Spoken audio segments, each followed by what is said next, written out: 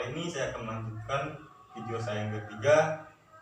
Kali ini saya akan mewawancarai teman sekaligus teman akrab, biasa dipanggil Bang Manci. Baik, di sini saya akan mewawancarai, ada 5 pertanyaan. Baik, saya langsung saja. Yang pertama, gimana perasaan Anda sendiri selama hari pertama di ESB? Oke, baik. Sebelumnya perkenalkan, saya Manci, saya angkatan 2019 dan saya sudah 2 tahun berada di Institut Santibuana. Baik, coba diulang pertanyaannya, Dino. Gimana perasaan Anda sendiri selama hari pertama di ESB? Oke. Iya.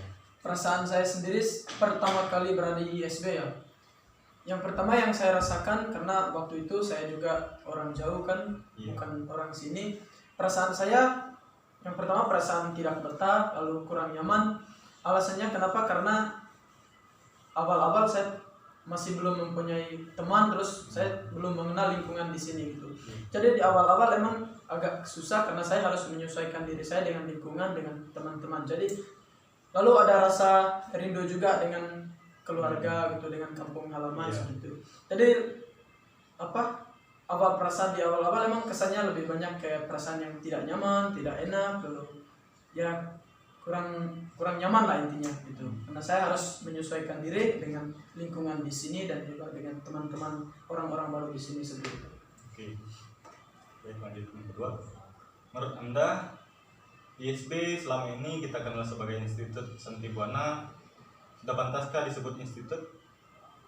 Menurut saya ISB sudah pantas disebut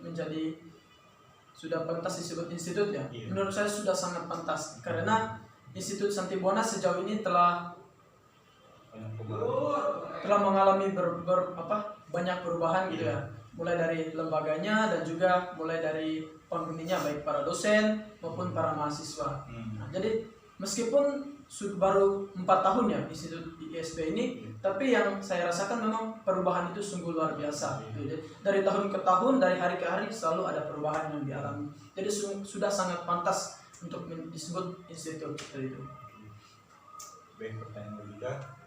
Selama menjalani rutinitas sehari-hari berasrama, apakah Anda merasa terbebani atas peraturan yang ditetapkan oleh pihak asrama itu sendiri?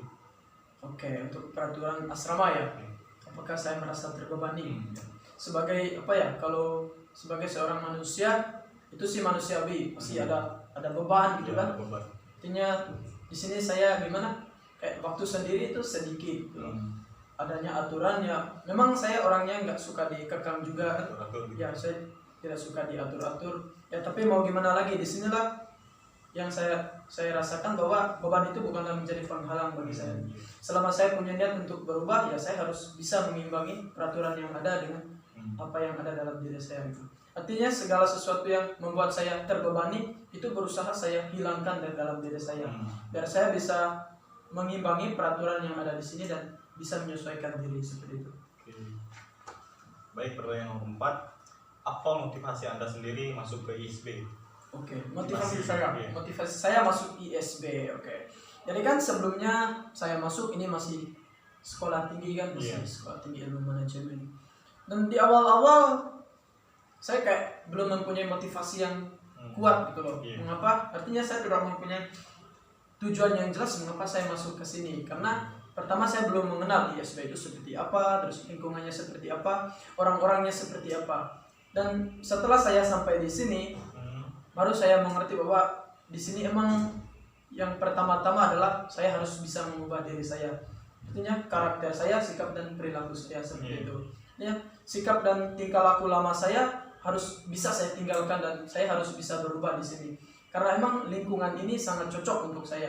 Jadi yang menjadi motivasi dasar saya, gimana saya bisa berubah di sini. Harus menjadi pribadi yang lebih baik lagi sesuai dengan apa yang ada di sini, mulai dari peraturan, pendidikan maupun segala sesuatu yang kita jalankan di sini lah, seperti itu. Intinya motivasi saya ya, saya harus bisa mewujudkan apa yang sudah menjadi tujuan ISB, terus tujuan saya juga seperti itu. Baik, pertanyaan nomor 5. Apa kelebihan ISB dibandingkan universitas lain di Banda yang daerah Banten? kelebihan ISB ya. Iya. Kelebihan ISB menurut saya yang pertama mulai dari kebijakan atau peraturan-peraturannya. Artinya di sini gimana ya? Peraturan itu gimana? Artinya tidak berdiri sendiri. Peraturan yang dibuat atau kebijakan yang dibuat itu harus selalu diimbangi dengan keadaan mahasiswa gitu. Keadaan para dosen, intinya keadaan para seluruh civitas akademik atau seluruh penghuni gitu. Lalu kelebihan lain yang saya rasakan ini adalah budaya amare. Karena di tempat lain tidak ada budaya seperti itu. Artinya budaya cinta kasih mungkin salah satu-satunya berada di sini. Artinya ya, itu kelebihan yang sangat mendasar bagi saya. Di sini kita diajarkan untuk mengasihi satu sama lain, baik antara dosen dengan dosen dan para suster, para romo. Nah, mereka diajarkan untuk bagaimana saling mengasihi dan juga tidak ada perbedaan baik dari para dosen maupun. Nah, di sini ada sebutan tidak ada senior junior. Itu yang menjadi bagi saya itu menjadi suatu kelebihan yang gimana ya, yang sangat menonjol jika kita bandingkan dengan di tempat lain gitu. Di tempat lain ya nggak ada kehidupan seperti di sini. Gimana ya, kita harus hidup berkomunitas, terus gimana kita harus hidup saling berbagi gitu, saling mengasihi satu sama lain. Ya di tempat lain yang namanya senior junior atau yang paling atas kakak tingkat gitu ya, itu pasti mereka punya gengsi gitu, dan mereka harus dituntut untuk selalu dihormati, selalu dihargai. Tetapi di sini itu semuanya imbang, nggak ada yang dihormati ya, semuanya sama gitu.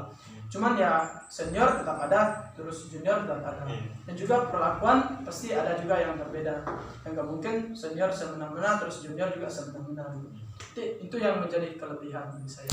Terima kasih. Baik, sekian video saya, Mister. Kekurangan atau itunya, ucapkan terima kasih.